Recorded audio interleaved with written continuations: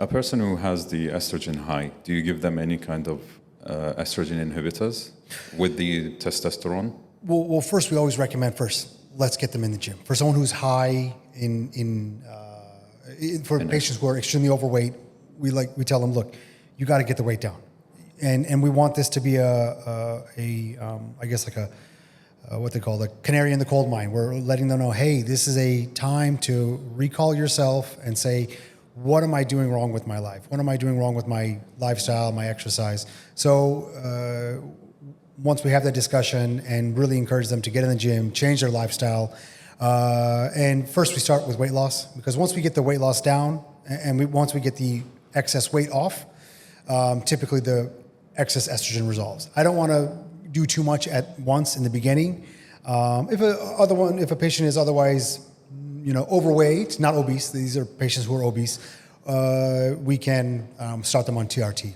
But yes, if they are estrogen dominant, person, for example, like yourself, or a healthy person who's otherwise healthy or slightly overweight, if they're estrogen dominant, we can give them anti-aromatase to prevent that estrogen dominance. Along with the testosterone, right? Of course. Yeah. I always want to use the lowest dose that's effective. So if I don't have to give something, I don't want to give it. So it's very tailored, very bespoke for the patients. You mentioned injectable testosterone and other solutions. What are the other solutions of testosterone? Like where do a person get the testosterone from? So we have a couple different testosterones that are available. There's Nebido, which is testosterone undecanoate, long-acting. Then we have Sustanon, which is a blend of 4 esters, very short-acting, medium, and long-acting. And that is what's typically given once a week or twice a week, depending on how we dose it. I prefer microdosing, but again, it's customized to the patient. And microdosing means that we give multiple small injections throughout the week. And then we have our topical testosterone. Some patients may not want to inject, or they prefer everyday small doses, so we can give transdermal topical testosterone that they rub on their shoulders or on the inner thigh, and they go about their day as normal. Is it effective, the dermal one? That is, again, it's patient, it's dependent on the patient. I personally don't prefer it. If you have a patient who's older, he's like, look, I don't care about my muscle growth. I just want my mood better and maybe my libido worked on, and reducing some fat deposition. Sure. And also, I don't want to use needles. I don't want to poke myself. I prefer not to deal with that. Okay, I can respect that. Then, of course, we can use transdermal testosterone. But typically for younger guys or guys who want to see that improvement in their physique, that, of course, again, we're not for anyone that just wants to super physiologically enhance themselves. This is a medical therapy. But they do want to see that, hey, I've got increased abdominal fat deposition, I'm losing muscle mass, I don't recover well from the gym, then yes, we do recommend the injectable testosterone. But there can be, again, there are also side effects, and we have to monitor. That's why I want to see patients early on regularly, once a month, till we get a good plan, and then we can coast them from there. I've heard, as in the fitness industry, and seeing people inject themselves, and I talk to them, and I hear what they say to their clients or to other people is like, when you inject, the area that you inject the testosterone in affects that muscle as a pinpoint. Like if I inject it in the thighs, my legs will grow. On the chest, my chest will grow. Is that true? In theory, yes, because what you inject, the volume inject, gets deposited in that muscle and stays there and slowly disperses over time. So you get your highest concentration in that region. But it is supposed to spread throughout the body. And that's why, of course, you're not going to, for example, if you inject in your right glute doesn't just get huge. The rest of the body also responds. So the testosterone does diffuse throughout the body slowly over time. But yes, locally you may get an improvement in that area. Okay, interesting. And for TRT, let's go back to TRT. I want to know, like, when is the safest age? What is the criteria of a person that you can put him under TRT? The biggest thing is looking at your testosterone, free and total testosterone, and making sure that if that is low, and of course we want to make sure that you haven't had any testosterone yourself for several weeks, making sure that whatever maybe you have had in the past washed out if someone has been on it currently, so we can get a good baseline for you. Because if you're naturally high, maybe there's no need for it, and you have no other symptoms, there's probably no medical justification for it. But if you are noticing that you have, and again, there's no age criteria. We're noticing it in younger and younger guys. We don't know if it's, something in the food or environmental toxins, or there's estrogen. There's estrogenics. there's inhibitors of our endocrine inhibitors. There we go. Endocrine disruptors in food and the things that we consume. So this can be very dramatically affecting people's health and well-being, especially as men get older, and they, especially in the teens, when men are developing, young boys are developing into men. If you're having what appears to be endocrine disruptors, what could that entail? I don't think anything good. So we are seeing hypogonadism in men at younger and younger ages. Or maybe that we're now just detecting it. Maybe it was always there, but we're just detecting it now because more and more people are asking their doctor about it. So it could be both. Is it safe to be on TRT? Like, we know for a fact that when you inject yourself from an outsource of hormone outside, your testicles, for example, stop producing natural testosterone later on. So how long? Is this addictive? Is this for a long term? Like, if a person goes on a TRT today for a month, let's say, and everything goes to normal ranges of testosterone, after that he wants to stop. Yeah. Will we see a significant drop after that? The significant drops I've seen are people that were using excessive amounts and maybe some other compounds, the more stronger anabolic agents, the synthetic anabolic agents. And once they stop, of course, they tank. And they lose the physique or the muscle gains.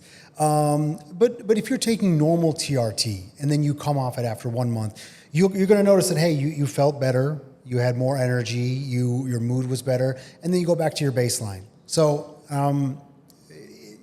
you'll experience what testosterone was like. And of course, I've never had a patient say, I don't want to be on testosterone anymore. I've never had a patient say that. So I can only assume that's they're happy being on the therapy. They're happy with the way they feel after that. And yes, you're going to put on muscle. You're going to see decrease in abdominal fat if you're, of course, eating right. You can't just eat garbage and expect and not train and expect muscle to happen. You got to train right, eat well, and the testosterone will assist you in that. Yeah. Let's go back to the peptides. What are the type of peptides that you recommend for patients? What are the areas that you see nowadays who are in need of peptide? Sure, yeah. So there's many different peptides. Peptides are fragments of protein. So proteins are made up of peptides, and peptides are made up of amino acids, chains of amino acids. So,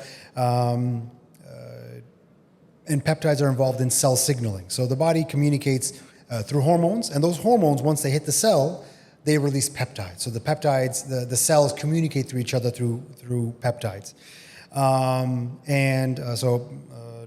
Insulin is a peptide. Semaglutide, which is Ozempic, Wegovy, is a peptide. Mounjaro, and now Zepbound, which is the new FDA-approved medication for weight loss, is tirzepatide. These are peptides. These are the more commonly known peptides. But the other peptides that we're talking about, the peptide therapy, which people may not be familiar with, include such substances such as BPC 157, body protective compound 157, and that is a healing peptide. Then we have thymosin beta 4, which is involved in healing also, but also immune modulation, immune regulation. So how the immune cells communicate to each other. Thymosin alpha 1, which is a very good immune modulator, involved in responding to viral illnesses, cancer detection, and basically detecting foreign agents in the body.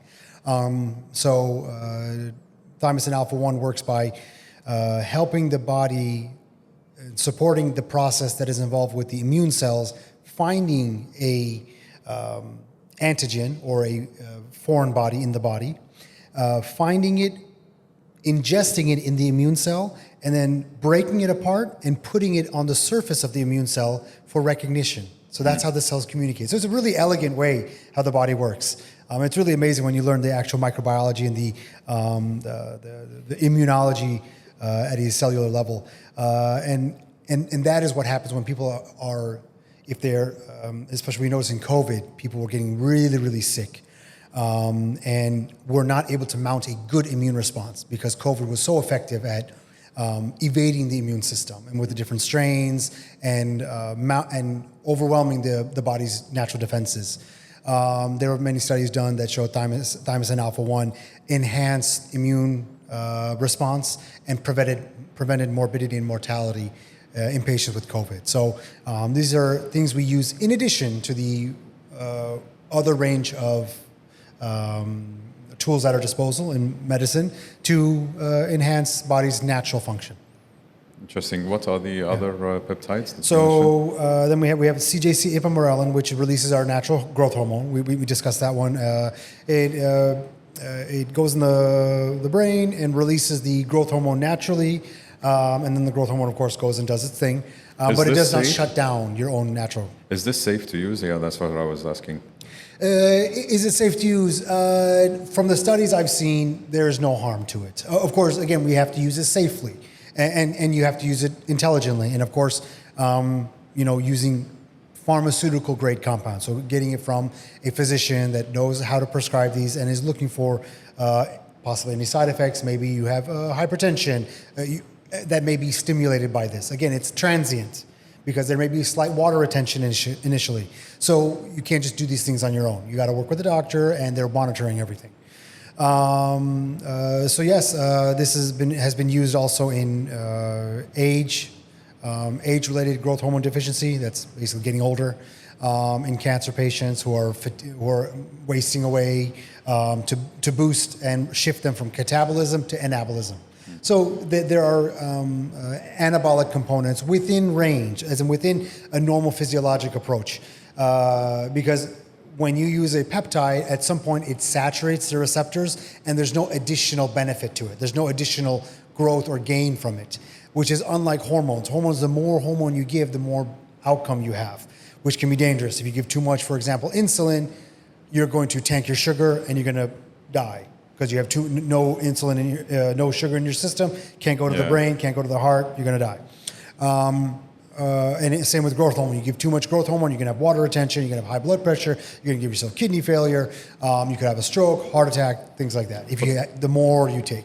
For the growth hormone and the water retention in the hands, usually you point to that at the hands. Is it due to the effect of what I know from the industry also is that when you use growth hormone, you try to avoid eating after a certain time or even before that. So the idea is like not to enhance or not to spike the insulin, because insulin and growth hormone work opposite to each other, and insulin is more dominant. So is it related to the duration of the dosage that you take on how far you eat? Yes, that is important. That's actually why when we, anytime I prescribe CJC ipamorelin, we have to tell them, hey, don't eat 2 hours before and after the injection, because if you eat, that insulin will blunt your growth hormone release. So you're basically wasting your injection. And these are pretty expensive medications, so we want to make sure that they're being mindful of that, because insulin will blunt the effect of the growth hormone, the release of the growth hormone. So that's why we have to make sure they're on an empty stomach. And yeah, I think it's also if you have food in your body and you take growth hormone on top of that, growth hormone itself will raise your sugar levels anyways, and it stimulates,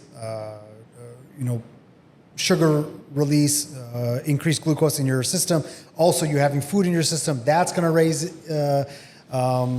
glucose as well. Level, yeah. And also, you have all these nutrients that are now going in the bloodstream with water retention from the growth hormone. So basically, you're kind of overloading your system at the wrong time. That's why we kind of want to spread it out. And natural growth hormone is released mostly at nighttime anyways, when you're not eating. When you're fasting. When you're fasting anyways. So we like to mimic what the body does. So anytime we recommend growth hormone at night, or CJC ipamorelin at night. But if you want to take it for fat loss or to enhance your physique, it can be throughout the daytime as well for CJC ipamorelin. But you have to be fasted again. 2 hours in the morning, and then if you want to take another time, you can do up to 3 times a day with CJC ipamorelin. That's the peptide. That's the peptide. If you're going yeah. for the enhanced, working on fat loss and improving your recovery. Improving recovery. What are the other types of peptides or steroids that is safely used by you to the patient who comes to you that enhances the male's performance in general, not just the libido, not just the muscle building? What are the other benefits that? Sure. Yeah. So we have there's oxytocin. Oxytocin is we provide that as a nasal spray, and it goes right into your the nasal passageway, immediate absorption to the brain. That will help with a couple things. Again, peptides do multiple things, not just one thing. So oxytocin, as you may have heard, is the love hormone. It's involved with bonding. It's involved in bonding between mother and baby, mother and child, and also between two partners, romantic partners. Oxytocin will help with a man for reducing his anxiety in that moment, and also if you're any other non-intimate moment, you can use it for reducing anxiety. It also will help with erectile quality. Yes, again, they're all connected. These are all things that are connected, and also bonding with your partner. As we get older, these hormones that we see in youth are produced less. Perhaps that's why. Again, I'm just inferring these 2 points. That's why when people say, "Oh, you fall in love or have intense relationships at a young age," they stay with you for your whole life, because that is your first burst of oxytocin, first burst of these intense hormones at high levels that may stay with you for the rest of your life, which is interesting if you think about it. As youth, the idea is, evolutionarily speaking, to have a partner at a young age, pair bond with them, have children at a young age, and then once that oxytocin wears off, you stay with them for the rest of your life. That's kind of how our human biology and primates, our physiology is engineered towards, which is why some people who have said, "Oh, I have multiple partners" or whatever, that they find it harder later on to have that same level of intimacy because they're not able to produce the oxytocin as they were in the past. So just something interesting I've noticed in my practice. So it's a nasal spray that you. Yes. Okay. Yes. Interesting. And it helps with also with for men or women. It can help with calming them, helping with intensity of sexual desire, sexual pleasure. Of course, restoring the levels of oxytocin to peak optimal levels, which you may not have. Oxytocin. Then we have, I forgot, let me think of the name. It's another nasal spray, PT-141, also known as bremelanotide, which is available in the U.S., I believe, as it's FDA approved for female hypofunctional sexual disorder, I believe, where basically women who are not able to be aroused and to have satisfying sexual activity, it is FDA approved in the U.S. Yeah, it's called ADGI, and I believe it's an injection. A small injection. But this can also be given intranasally. That also does help with libido and erectile quality. So both. There is another peptide called one of the terms is melanotan, 1 and 2. That has been used very frequently in the bodybuilding sphere. A lot of pro bodybuilders will take it before a show to get darker, because it actually helps stimulate the melanocytes. That's where it comes from. Melanotan, yeah. In the UK, they refer to it as the Barbie shot, because girls will go and take it and get darker, especially in the UK where there's not a lot of sun. They don't get a lot of natural sun themselves, and you'll become tanner because it stimulates your melanocytes, which are the melanin-producing cells in the skin. Yeah. So it stimulates them, they divide, and create more melanin in your skin. So that also, again, they're connected sometimes in strange ways. How does something that tans your skin help with libido or erectile quality? I can't explain it, but it does. So it can, melanotan can tan your skin while also helping with libido and erectile quality. You think it's probably psychological? It affects the person? Or No, it does work. It does? It's pretty like potent. on a chemical level? Yeah? It's pretty potent, yeah. I can confirm. So it's pretty potent. That is not available in the UAE. Of course, everything we prescribe in our clinic, at the Hormone Clinic, is DHA approved for human use. So none of these are research chemicals. No, these are made by pharmacists. We have an excellent pharmacy we work with producing high quality peptides for us. We talk about thymosin, we talk about BPC. There's IGF-1 that's also used in the bodybuilding space. I typically don't find a need to use that. That's really for the anabolic growth. I mean, there are applications in cancer or age-related wasting, or any kind of muscular dystrophy or any kind of neurodegenerative diseases. But for the most part, I don't find it that useful or medically justified for healthy individuals. Interesting. Yeah. So there's a lot that we can do, at Hormone Clinic, with a patient working with a qualified doctor who knows what they're doing and puts the patient's goals first, and of course, approach and is a partner with them through this health journey with them to avoid risks and maximize benefits. You know that this is your specialty here in Dubai. It's one of a kind. And since you came from the States to Dubai, what are the cases that you've noticed here in Dubai, which is not similar to the US? And what do we have here as dysfunctions? And what are the males suffering from? Is it just males that you see, or females as well? Yeah, I see men and women. I just focus on men just because I empathize with them. I'm a guy myself, and there were times in my past where I didn't know where to go for these questions and answers and look for these answers. So I want to be that person for guys to help them out, to support them, because unfortunately there's a lot of around men's health, a lot of shame, guilt. We suffer in silence. Women are encouraged to see an OBGYN, are encouraged by their peers, by their mothers, to go see a qualified women's health specialist. But there's nothing like that for guys. We don't encourage that. We don't discuss that. So I want to open that space up for men, because we have just as much right to enjoy our life, to maximize our health and well-being, because you only live once, and you owe it to yourself to live brilliantly. Yeah. But as far as health issues in the UAE, I find a lot of men who have neglected their health for many years, but now are saying, "Hey, I've had enough. I want to do something about it. Oh, I can lose weight now? Fantastic." Or, "Oh, I've tried in the past, but my busy life, I eat poorly. I need something. What can we do?" And of course, now we have great medication, excellent medication, like Ozempic, Wegovy, Mounjaro, Zepbound, to reduce appetite and to enhance weight loss, that are now FDA approved as well. So they are FDA approved, Wegovy and Zepbound, for medical weight loss. Medical weight loss. Yeah. For patients who come to you overweight and you put them on a Mounjaro or Ozempic, would you also put them, especially men, on TRT, testosterone replacement therapy, alongside with it? Or is it like first step, we go with the Mounjaro, and then later on we go through the other step? Or? Yeah, definitely. I want to do it.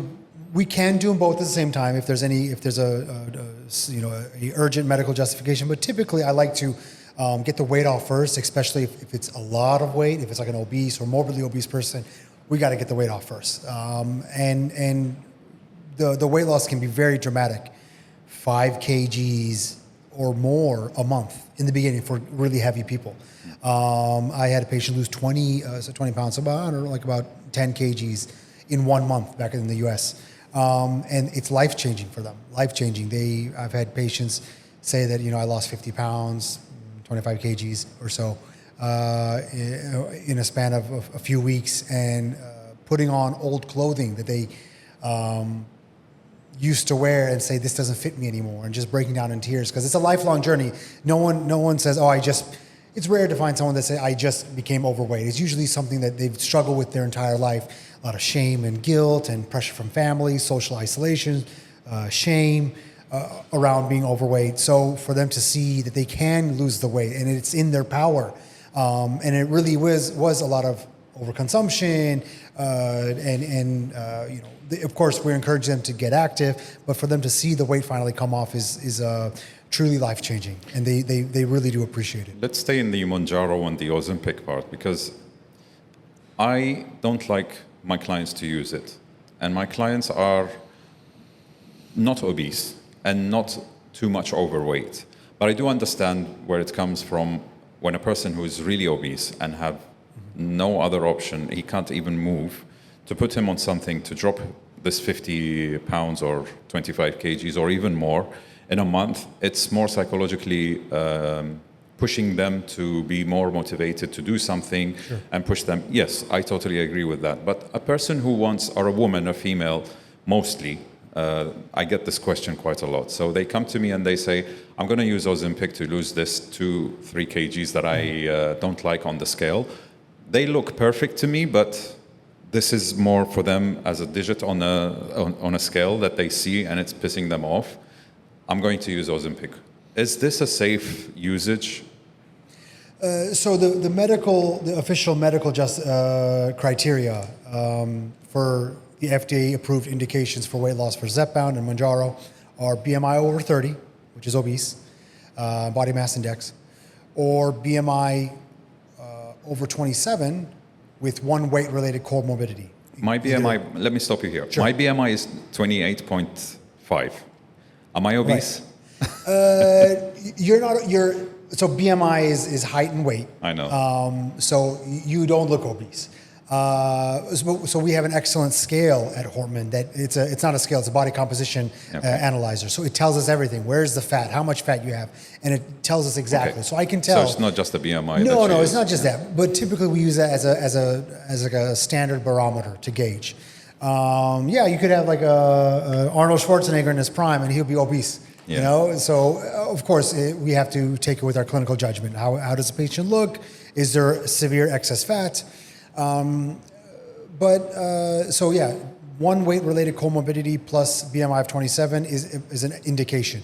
A weight-related comorbidity can be hypertension, hyperlipidemia, family history of heart disease, family history of hypertension, diabetes, prediabetes. Catching those are important.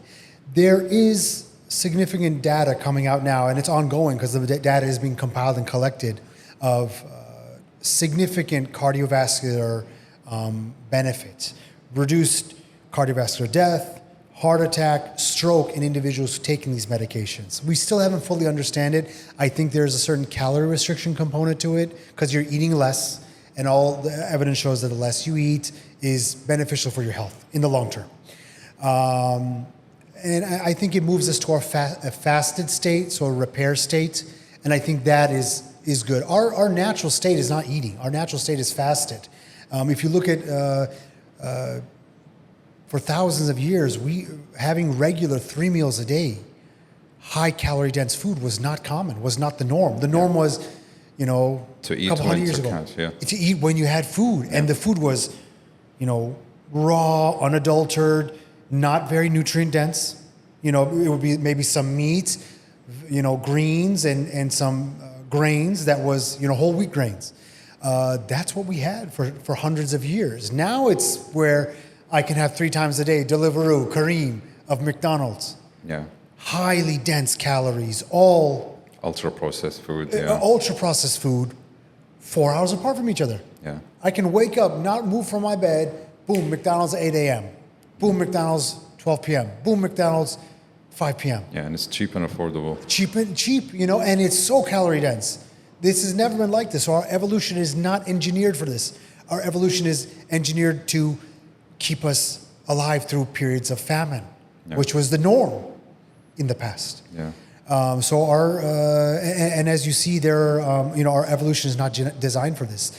People who eat these unhealthy foods too much, they balloon. Yeah, And I want to comment something here. When you mentioned the part of growth hormone, and I asked you, like you said, it spikes a little bit of the glucose in the blood, and that's due to your fasting state, which means that your body starts producing more glucose, knowing that this is the energy of life that your body is running on.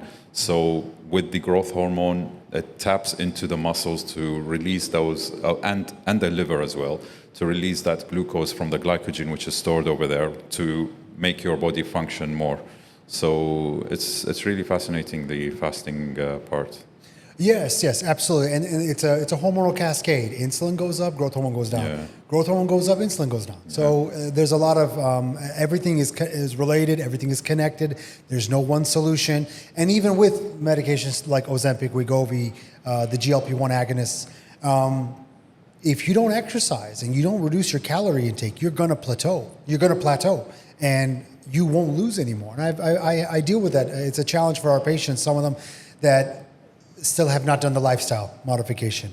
The body will adjust. Will adjust to this new compound in the body, and again, because it's focused on evolution. It's focused on our evolutionary drive to survive. Yeah. So those last pounds that people want to get rid of, but they're not changing their diet, they're not changing their exercise, the body's going to hold on to it.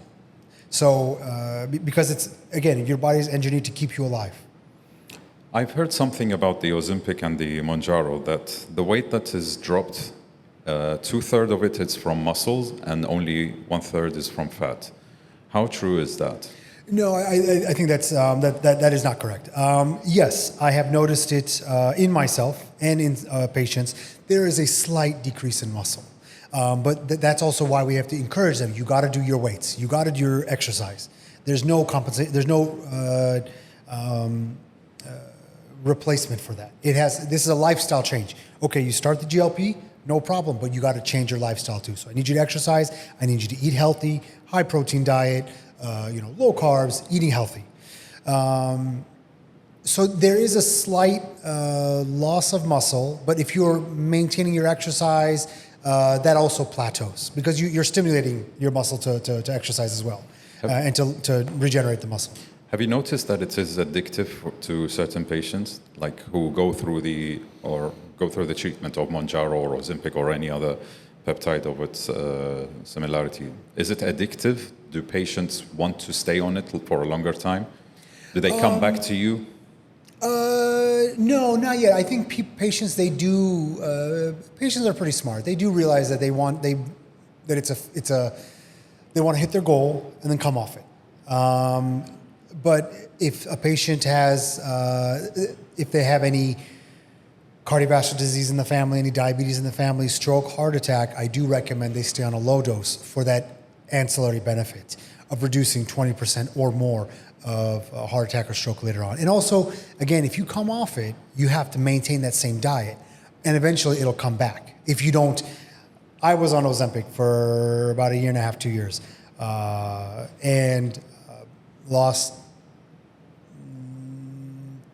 20 pounds, and I kept it off. I went on a couple trips, often when I was not on the medication, went on a couple trips, ate a little too generously, and I broke those good habits, and the weight came right back because there was no limiter to me. There was no nothing holding me back. So I ate and I opened up my appetite again.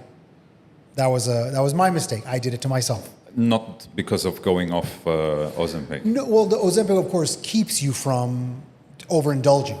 Yeah. But again, you can if you have some people who are addicted to food. They have an unhealthy relationship with food. If they overeat on this medication, first they're going to get sick. But you have patients that will overeat. There's many humans, and not everyone knows how to control or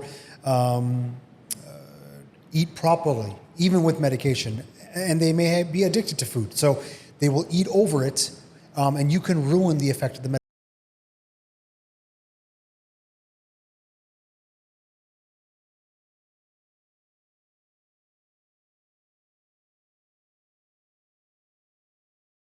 There's always an unhealthy relationship with food when it comes to morbidly obese patients.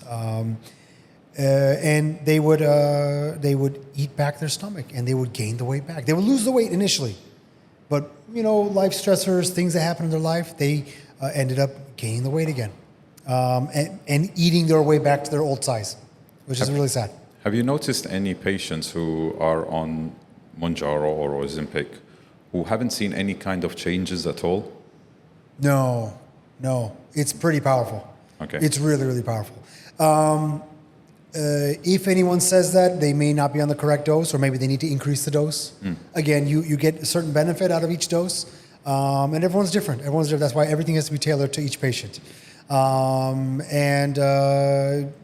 It's pretty profound. In my experience, it's like this. It turns on a switch inside you, and you're like, whoa, no food, I'm done. Okay. Even the thought of food, or especially heavy foods, will make you nauseous. The thought of, I've had a patient say, I had 3 chicken wings and I wanted to throw up. Wow. On Ozempic, yeah. And of course, chicken wings, what is it? It's barely any meat and just fat. Yeah. No one should be eating that. I know it's good, but no one should be eating that. Heavy fats.